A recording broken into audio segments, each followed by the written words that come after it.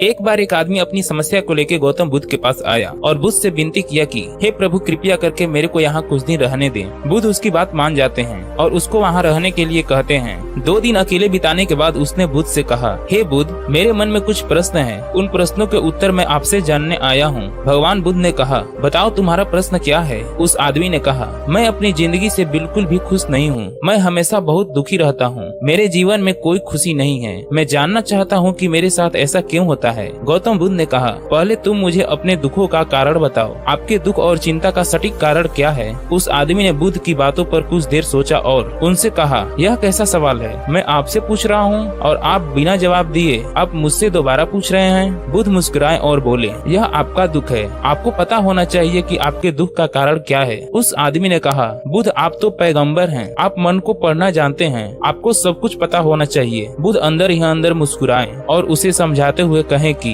केवल आप ही हैं जो अपनी समस्याओं का समाधान कर सकते हैं। मैं बिल्कुल आपके ही जैसा हूँ। मैं कोई पैगंबर और मसीहा नहीं हूँ। मेरे में और आप में सिर्फ इतना ही फर्क है कि मुझे कोई भ्रम नहीं है। जिस दिन आपके अंदर का भ्रम खत्म हो जाएगा, उस दिन आपको अपनी समस्या का समाधान के लिए किसी बुद्ध के पास जाने की जरूरत नहीं पड़ेगी। बुद्ध आगे उस आदमी से पूछते हैं कि क्या आपने कभी फूलों को ध्यान से देखा है। वह आदमी आश्चर्यचकित होकर बोला, फूल किसने नहीं देखा है। बुद्ध ने कहा, फूल सुबह कली के रूप में खिलता है और दोपहर में पूरा खिल जाता है और शाम होते ही खत्म हो जाता है। अगर फूल को पता होता कि शाम को सब खत्म हो जाएगा तो फूल अपने आप नहीं खिलता। ठीक वैसे ही जैसे अगर आप हमेशा दुख के बारे में सोचेंगे तो आप कभी खुश नहीं रह पाएंगे। आपके जीवन में अभी भी कई चीजें हैं जो आपको हमेशा खुशहाल जीवन जीने में मदद कर सकती हैं। यह सुनकर वह व्यक्ति कुछ देर के लिए चुप हो गया। कुछ देर सोचने के बाद उसने कहा, मुझे एक बात समझ नहीं आती। क्या मेरे जीवन की सभी समस्याओं का समाधान एक साथ संभव है।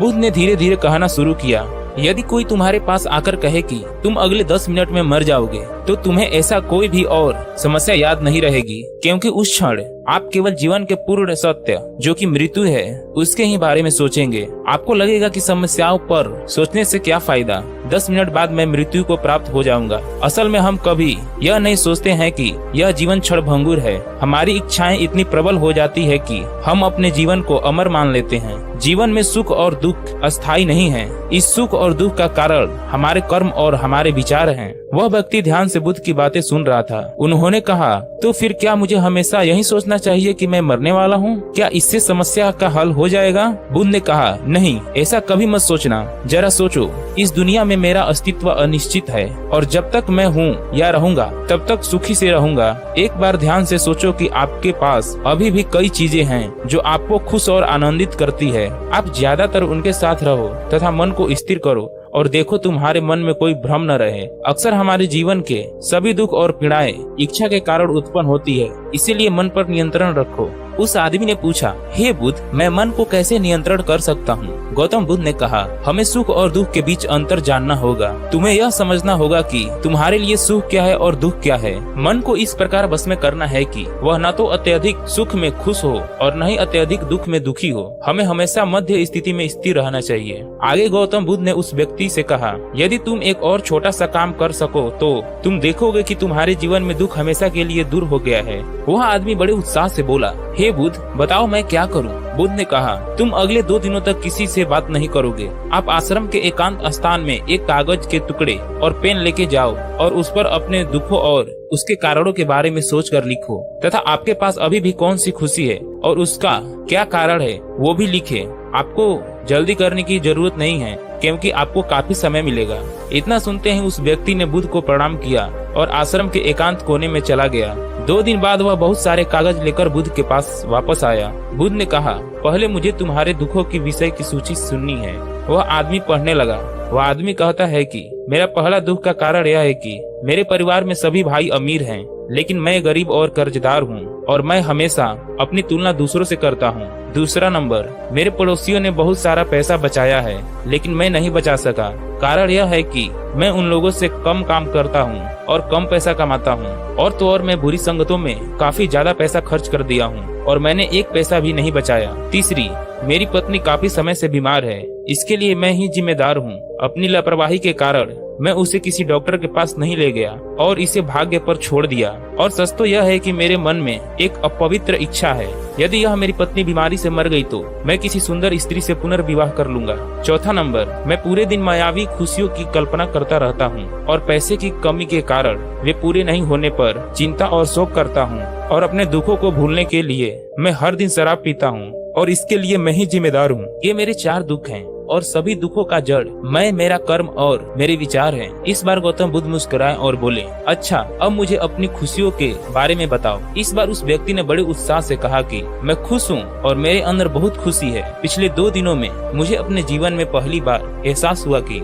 मेरे खुशियों के कारणों की सूची इतनी बड़ी है कि इसे पढ़ने में कुछ घंटे लगेंगे। बुद्ध मुस्कुराए और बोले, हमारा जीवन सुख, शांति, आनंद का भंडार है और ज्यादातर लोग अपने दुखों के कारणों के बारे में सोचकर अपने जीवन के बहुमूल्य समय बर्बाद करते हैं। फिर वह आदमी बड़े आनंद से अपने खुशी के कारणों को पढ़ा। वह कहता है कि मेरी पहली खुशी यह है कि मैं अब इस दुनिया में रह रहा हूँ तथा मैं स्वस्थ और मजबूत हूँ। मेरे माता पिता, पत्नी और बच्चे सभी मेरे साथ हैं। और तो और दुनिया के उन भाग्यशाली लोगों की तरह मेरे पास सबसे कीमती संपत्ति जैसे मेरे माता पिता का स्नेह, मेरी खूबसूरत पत्नी का प्यार, मेरे बच्चों की कोमलता और पिता होने की खुशी। वह व्यक्ति आगे कहता है कि मैं कोई भी काम करके अपनी कमाई में सुधार कर सकता हूँ। मैं परिवार के सभी सदस्यों की जरूरतों को खुशी खुशी पूरा कर सकता हूँ। मैं खुश हूँ क्योंकि मैं अपने पड़ोसियों और भाइयों से अपनी तुलना किए बिना जितना संभव हो सके एक खुशहाल परिवार बना सकता हूँ। आपकी कृपा से मुझ में जो मानवता पैदा हुई है उससे मैं अपनी बुरी आदतें छोड़ सकता हूँ और शांति से रह सकता हूँ। और सबसे बड़ा आनंद और सौभाग्य यह है कि मुझे भगवान गौतम बुद्ध के चरणों में स्थान मिला है। आपकी कृपा से जब तक मैं अस्थायी रूप से इस धरती पर हूँ मैं जीवन की सच्चाई को जानूंगा तथा स्थिर मन से मैं खुद को जानूंगा। बुद्ध ने कहा, इस बार अपने परिवार के पास लौट जाओ। आज आपका पुनर्जन्म हुआ है, इसीलिए स्थिर मन के साथ साथ शांति और खुशी से जीवन को जियो। अगर आपके मन में जीवन को लेकर थोड़ा सा भी भ्रम है तो खुद से कहें, जीवन बहुत छोटा है और मैं यहाँ दुख का गुलाम बनने के लिए नहीं आया हूँ। और आप एकांत में बैठकर दुख का कारण पता लगाएं और उससे तुरंत नष्ट कर दें, तभी तुम्हें सुख और आनंद मिलेगा। दोस्तों, अपनी खुशी और उसके पीछे का कारण कमेंट करके बताएं। अगर आपको हमारे वीडियो पसंद आते हैं तो चैनल को सब्सक्राइब करके वीडियो को लाइक जरूर करें।